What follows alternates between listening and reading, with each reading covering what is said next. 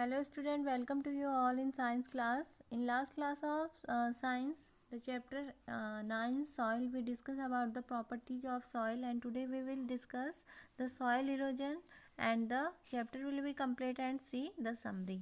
So what is soil erosion? Let me start the removal of land surface by water. Firstly we know about the soil erosion. What is soil erosion? देखो, जो land में मिट्टी का कतरान होता है, जो भूक्षरण होता है, उसी को क्या बोला जाता है? Soil erosion. इसके डिफरेंट कॉजेज होते हैं. The removal of land surface by water. Land surface में वाटर के थ्रू रिमूवल होना सॉइल का, that is soil erosion. Wind और ice is known as erosion. इसमें जो कॉजेज होते हैं वो वाटर के थ्रू भी हो सकते हैं, विंड के थ्रू भी हो सकते हैं और आइस के थ्रू भी होते हैं. Plant root formally bind the soil. देखो, जो प्लांट्स की रूट होती है वो बाइंड होती है सॉइल से.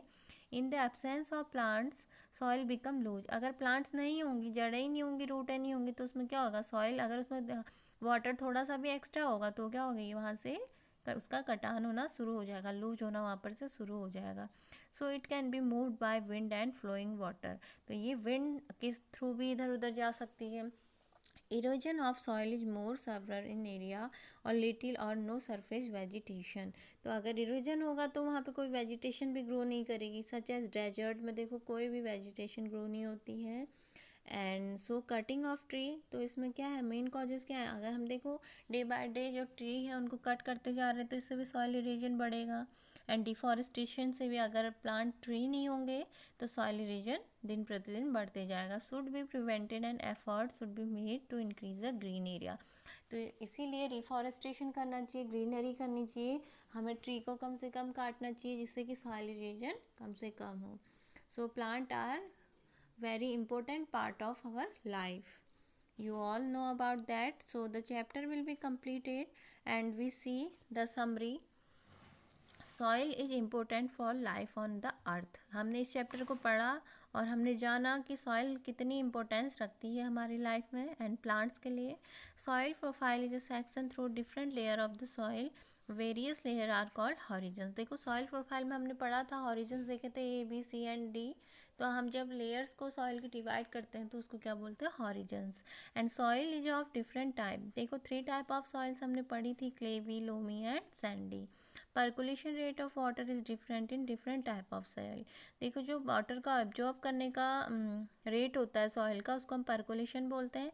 तो वो डिफरेंट टाइप ऑफ सॉइल के लिए डिफरेंट होती है. It is the highest in Sandy. Percolation rate किस में सबसे ज़्यादा होता है? सैंडी सॉइल में होता है. और लीस्ट किस में होता है? क्लेवी सॉइल में होता है. Different type of soil are use to cultivate different type of crops. तो जो देखो हमने पढ़ा था, कल्टीवेशन ग्रो करने के लिए सीरियल्स को डिफरेंट टाइप की जो सॉइल होती है उसका यूज होता है. Clay and loam are suitable for growing wheat, gram and paddy. जो क्ले एंड लोम सॉइल होती है वो किसके लिए ग्रो करने के लिए रिस्पॉन्सिबल होती है? Wheat, gram and paddy. और कॉटन कहाँ होती है? लोमी सैंड, लोमी सॉइल में. Soil hold water in it. देखो, जो सॉइल होता है वो वाटर को अपने ऊपर होल्ड करता है, which is called soil moisture. And the capacity of soil to hold water is important for various crops. तो ये क्रॉप्स के लिए बहुत यूजफुल होता है. And clayey soil is use to make pots, toys and statues. जो clayey soil है, मिट्टी के बर्तन उसी से बनते हैं, जैसे पॉट्स हैं, टॉयज हैं, स्टेचू हैं, तो किससे बनते हैं? क्लेवी सॉइल से बनते हैं. Then we see the puzzle. Question number 10. Solve the following crossword puzzle with the clue given. So in first, in desert soil occur through. So यहाँ पे क्या आ जाएगा आपका? Wind. In first one you write down wind. In first you write down wind, WIND. And the second, plantation prevents it, erosion. यहाँ पे आ जाएगा erosion, EROSION. And the third, clay and loam are suitable for cereals like, so wheat. In third you write wheat. And the fourth, this type of soil can hold very little water and they are sandy. In fourth one you write sandy. And the fifth one, collective name for layer of soil, that is profile. In fifth point you write profile. And the sixth type of soil used for making pottery, then the clay. Clay we will use in pottery. And the seventh, living organism in the soil, earthworm. The puzzle is solved and you done this work in science book. So I think you all understand. So thank you for watching this video.